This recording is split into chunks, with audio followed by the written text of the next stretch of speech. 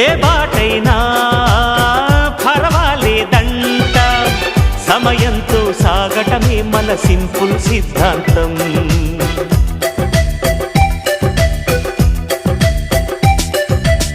చిరుగాలికి పరిమళమిచ్చే సిరిమల్లెల వనమై ఉందాం, గగనాన్ని నేలను కలిపే హరివిల్లుల వంతెన అవుదాం. ఆనందం అంటే అర్థం మనమందా, ప్రతి పూట పాతై సాగే హుషారు సరిగమలో. ఎన్నో ఎన్నో రాగాలుండే సంగీతం కాదా, చల్లకి నవ్వుల కేరింత.